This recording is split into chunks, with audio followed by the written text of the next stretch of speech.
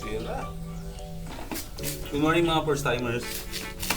Sorry medyo iba yung vlog natin ngayong araw na to kasi kahapon di ba dapat magpapa-check ako nung pipe ni Korak kasi nga may butas. Kaya pala talaga ganun yung tunog niya na maingay. Akala mo naka-open pipe. Tama nga yung comment ng mga ilang mga first timers na rin dyan na may singaw yung pipe ni yung elbow. Ikapo dapat lalabas ako para i-check. Ipa-check ko. Kaso nga lang kasi ulan naman ang ulan. Hindi na ako nakalabas kaya hindi tayo nakapag-vlog. Ngayon nga lang kasi ang pinoproblema ko. Yan yung helmet ko. Nasira. Do sira naman talaga to. Pero nasira siya ngayon kasi nawala yung screw niya. Kaya wala akong makitang screw na match dito sa butas na to. Siguro yung mighty band para at least pag natuyo, pure pa rin. Yung helmet ko na to, marami pala nagtatanong tukol dito sa helmet na to. Hindi ito bago, matagal na sa akin to kasi dati meron akong scooter na Mio na orange. Hulugan lang din naman yun. Kaso, sinulit ko kasi nung na-aksidente ako sa motor. Ito na yung helmet ko dati. Nagkaroon ako ng trauma mag-motor kasi nabalian ako ng motor. Ito dito. Yun. Ay, hindi ko na pala Ayan. Ito. Yan. Bali ang collarbone ko na yan dito. Baling-bali yan. Pero bago nga pala yun, bago natin pag-usapan yung aksidente ko na yun. Itong ano na to, itong helmet na to, ganda di ba? SEC, gawang gawang Pinas. Pero yung quality niya, same as tulad ng mga LS2, Pogi no? Kaso walang sira na. Marami ng gasgas yan. Laking pasasalamat ko talaga sa helmet din na to. Siyempre maliban sa taas na iningatan ako nung na-aksidente ako. Malaking bagay talaga yung gumamit tayo ng branded na helmet. Hindi lang yung branded na sinasabi yung magandang klase na helmet. May tatak na ICC. Ito ganito. Pag may mga tatak na ganyan. Yun yung mga legit na mga helmet. Nabili ko siya ng 3.5. Parang naka 30% off. So parang nasa mga 4,000 plus siya. Tapos nabili ko siya ng parang 3,000 plus. Sponsor lang ito ng kapatid ko. Binili niya sa akin kasi nga dahil may motor nga ako dati. So yun, nung na-aksidente ako, ito yung sumagip sa akin. Kasi humampas talaga yung ulo ko sa simento na malakas. Pero, guess what? Wala akong naramdaman. Na kahit anong hilo or kung ano man. Hindi ko nga alam na matindi yung pagkakaumpog ko Sinabi na lang nung nakatambay na lalaki doon na ganoon pala kalakas yung paghampas ng ulo ko sa semento. So kung wala ito, malamang yari na, di ba? Nagkaroon na ako ng fracture dito. Nangyari kasi yun, madaling araw. Kasi yung mga kaibigan kong mga taga-Liwa, meron kasi kaming usapan na mag-beach clean up kami sa Zambales. So bumiyahe kami ng madaling araw. So kilala ko na si Nikachu nun. Di ba taga-Tarlac siya? Bandang Pampanga na kami. Ako pa lang mag-isa nun. Tapos may susunduin pa kami dalawa dapat na magbumotor din. Na-humps ako. Umuulan kasi, sobrang dilim.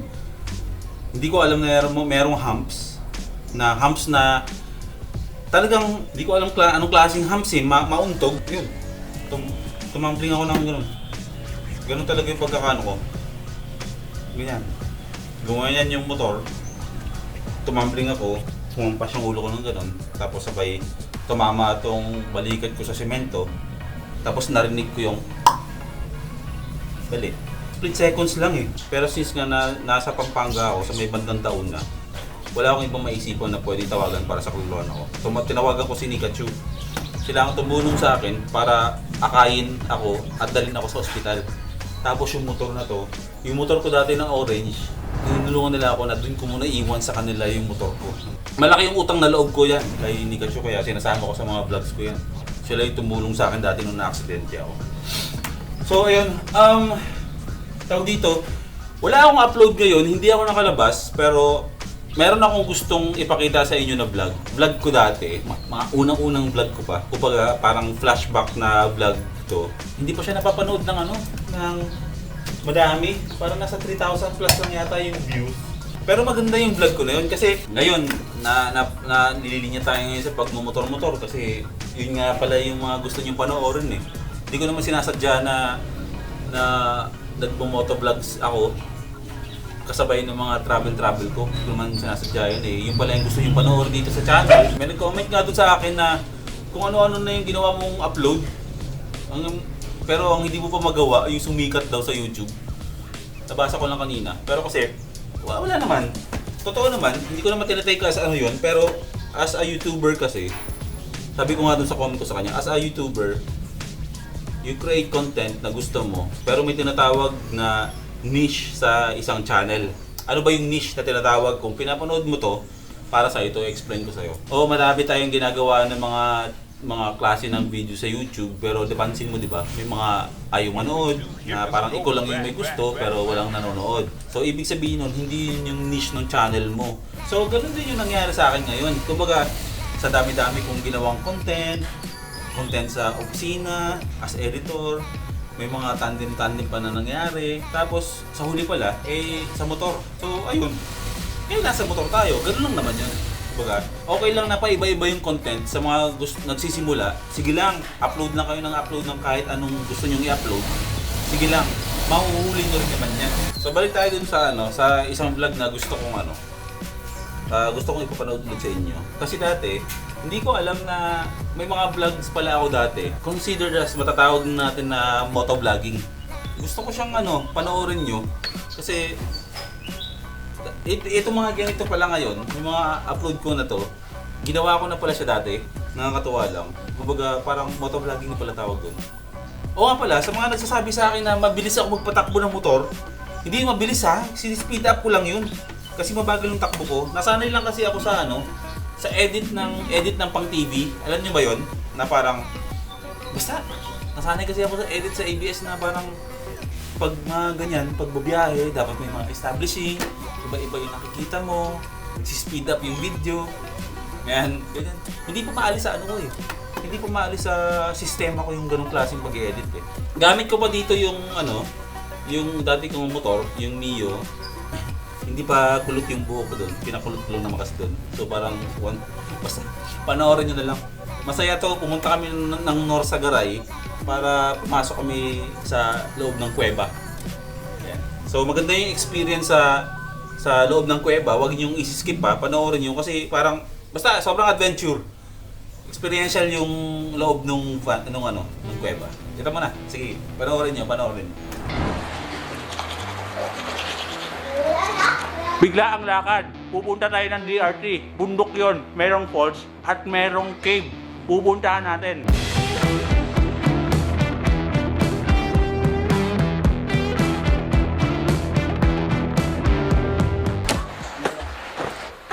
Morphin time! Time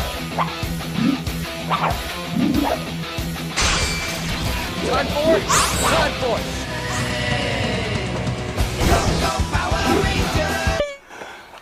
Ang hirap huminga.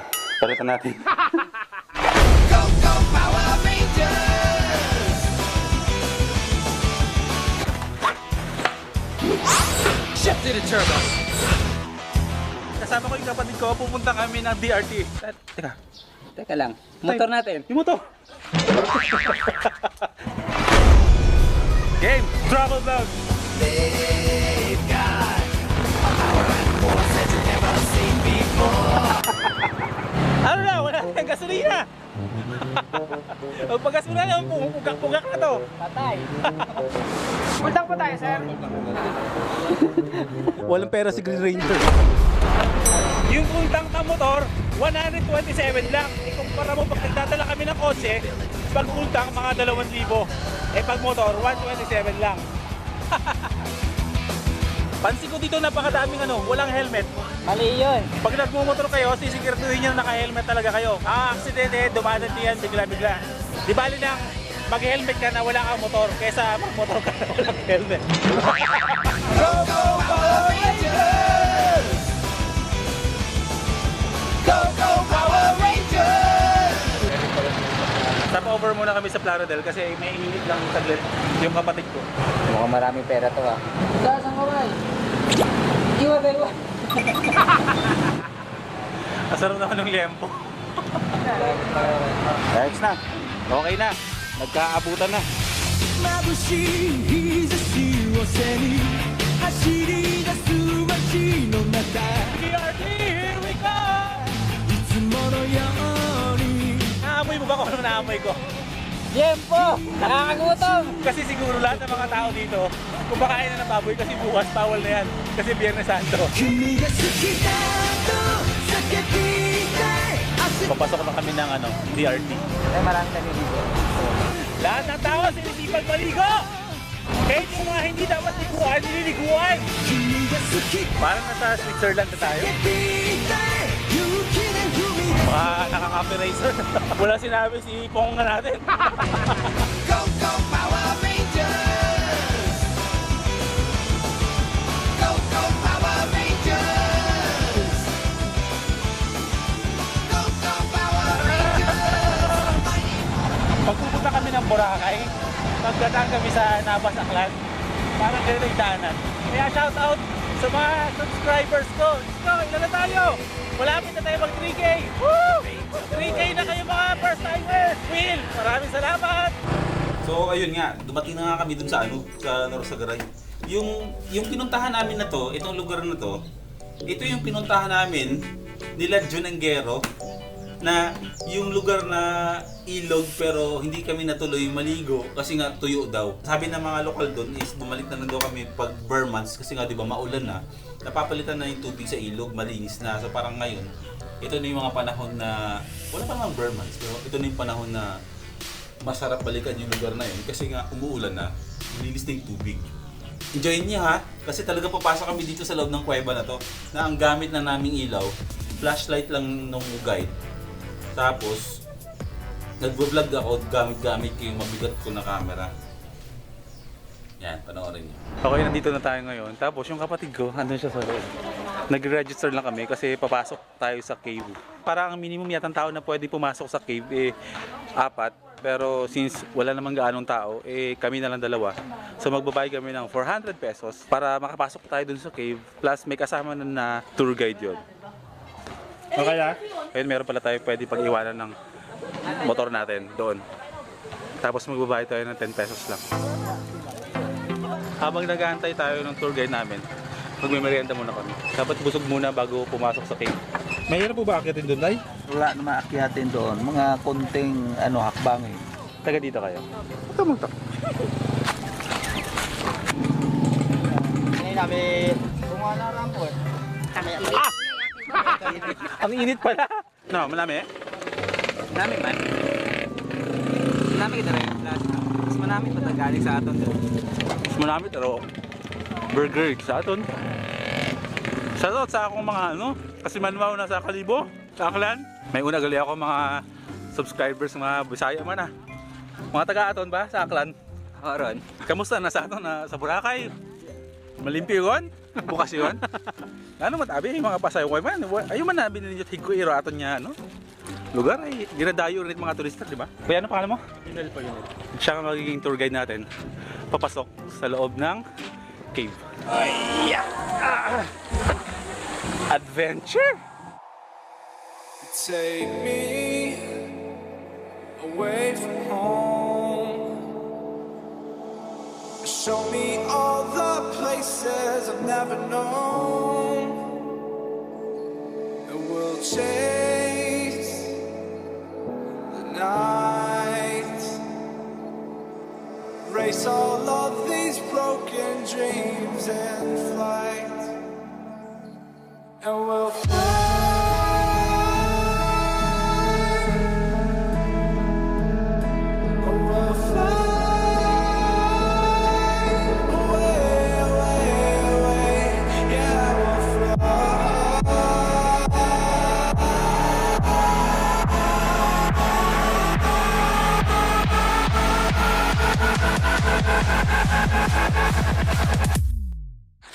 Hi, Sakay! Grabe. Pinapiran ko si tatay, hindi ako pinapiran. Hello, doggy! Hello! Okay, nandito na kami sa bunganga ng kuweba. Hello!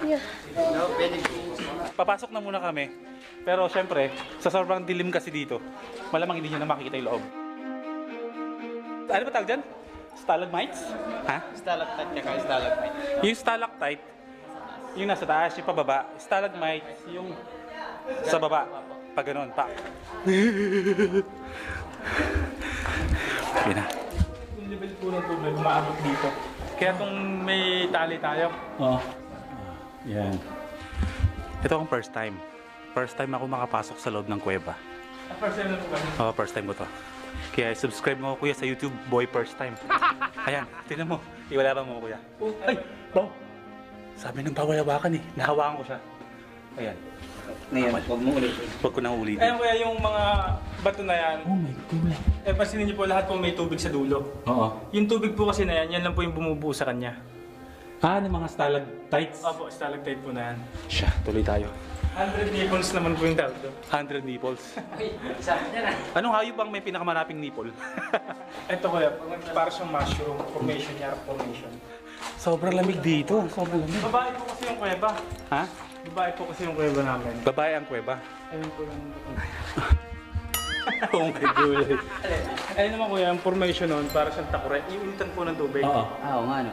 Nung cave, as in sobra. Siguro mga... Tayo, di ko makikita. Abot hanggang 4th floor to ng isang building. Tapos parang may mga mushrooms siya sa taas, ibang klase. Sayang, kung nandito lang kayo. Oo, parang mga jellyfish sa taas.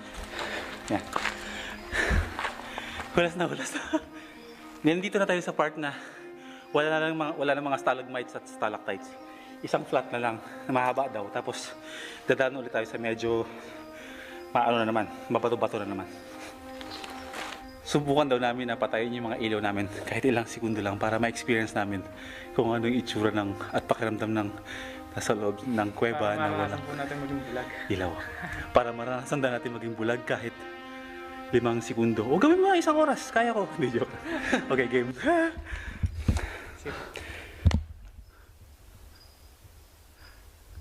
Wala ka naririnig dito kundi tunog lang ng mga kuliglig. Tsaka, hininga mo. Okay, tama na. Di ba na parang nakakatulog din po pag sobrang tahimik naman. Oo, sobrang tahimik. Pag parang nakakapingi rin po. Oo, sayang hindi nyo nakikita yung ganda tsaka yung laki ng kuweba. Puro dilim lang. O bakit nga ba tinawag na puning cave to? Sa taas po kasi ng kuweba, sa ibabaw po, may malaking puno po siya ng kamuning. Yung puno po ng kamuning na yan, marami pong dumadapong ibong punay. Okay. Yung kamuning po at saka punay, puning. Punay. Kaya po siya tinawag na puning cave kasi may kuweba nga po. Okay. Ito na kami sa part na medyo mabato na naman. Sayang, pagtyagaan nyo na itong mukha ko ha. Kasi ito lang yung pwede nyo makita dito. Total naman, mukha rin naman kuweba yung mukha ko eh. Etong bato na to dito, naghalong bato at putik na. Kaya pag kinatok mo, tingnan nyo, pakinggan nyo. Parang na siyang tabla, parang kahoy na. Tingnan mo. O ano pa ba? Ito yan. Ayun po yung dalawang paniki. Ang tawag naman po doon, insect bat po. Ayun sa loob. Opo, ang kinakain po niyan, yung mga insekto dito sa loob. Yung mga parang mga lamok-lamok, gano'n. Ayun sa dulo. Ito anong part na to kuya? Ito po yung pinaka-aircon po ng kuweba. Lamig no? Dito po lagi pinapahinga yung mga turista pag naliliw, pag pumapasok po dito. Mahangin nga siya. Pero kahit patayin po natin yung ilaw natin, wala tayong makikitang sinag ng araw para masabi doon po nanggagaling yung hangin. Sobrang lamig talaga. May aircon. Kasi may Mahina butas pa. loob. Mahina pa to pero lumalakas to. May time po na malakas, may time po na medyo mahina pa dito. Pero mas madalas po yung malakas. Okay. Nasa area na tayo ng ano kuya? Batcave na po ito. Batcave na. Pinakatirahan na po ng paniki. Sa kalagitnaan po ng kuweba. Kaya ganyan yung amoy niya, no? Kaya Mapangi. ganito po yung amoy niya kasi yung mga dumi po nila nandito po sa mismong bahay nila. Narinig ko din yung mga paniki. Sila yan? Paniki sila yan? Opo. Nabubulabog naman po yun sa ilaw natin dala. Oh, guys, pakinggan nyo yung tunog ha. Yung tunog lang ipakinggan nyo. Hindi kami magsasalita. 3.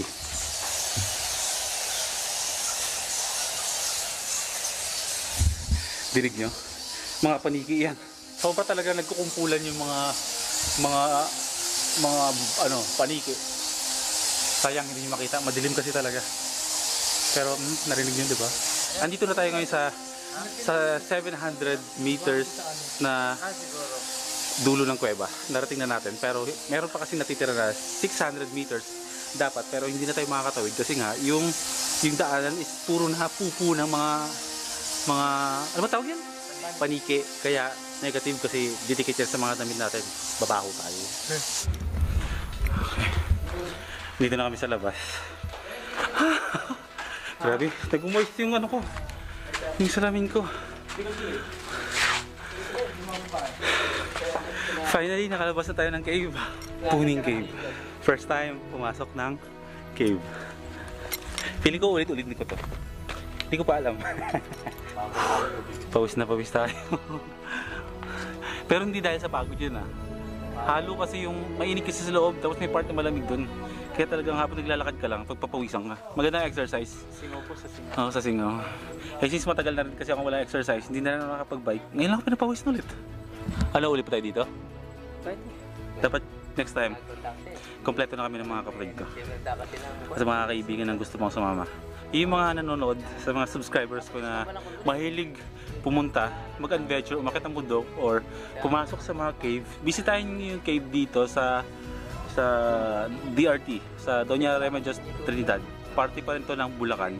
Tapos yung cave ay Puning Cave yung tawag. Isa to sa mga pwede nyo talagang i-explore. Bro, maraming salamat. Si Bro Lionel, ang ating tour guide. O, di ba? Isa lang yan sa mga magagandang lugar dito sa Bulacan, yung pinuntahan ko. So, ayun, di ba? Ang galing lang na parang kung ano yung ginagawa ko ngayon, ginagawa ko na pala siya dati, pero hindi ko lang siya tinuloy. Mali ko kasi sa motovlogging ngayon, wala naman akong alam dyan. Pero at least ngayon, nabubuksan tayo sa ganitong mundo. Sanay naman tayo magmotor. Siguro ngayon, doble ingat na lang talaga din ako. Maging defensive driver na lang tayo palagi. Kaya nagtataka nga ako kung bakit may mga nasasagasaan ng truck. Kung defensive driver ka, pag nakakita ka ng malaking truck, malayo pa sa'yo, ikaw na yung lalayo. Ganon dapat. Kataon lang talaga dati na nahams lang ako, kaya sumemplang ako at nabalian ako. So ayun, sana nag-enjoy kayo dito sa flashback video natin kasi hindi nga ako nakapag-vlog. Masaya naman yun. Nag-enjoy naman kayo sa mga ganitong klaseng vlogs, no? Kasi parang wala masaya talaga. Masaya talaga mag-explore. Masaya talaga mag-motor. Samahan mo ng doble or triple yung pag-iingat talaga. Tulad sa akin, kailangan ko mag-ingat kasi kung nagmumotor ako, kasi may anak ako, yun na lang laging iniisip ko. Doble ingat. Lagi natin isusuot yung mga helmet natin. Kahit saan tayo pumunta, kahit malapit or malayo, di ba? Once a philosopher said, di ba ng naka-helmet ka na walang motor kesa magmotor ka na walang helmet. So yun, have a nice day mga first-timers, tsaka shoutout sa team No Skip Ads. Ibang klase kayo, ramdam na ramdam ko yung hindi nyo pag-skip ng ads. Yung drone natin, malapit na. Magbibigay pa ako ng 2 buwan. Ano pa ngayon? July, August, September. September bibili tayong drone. Huwag yung skip yung ads. God bless mga first-timers. Team No Skip Ads. Thank you.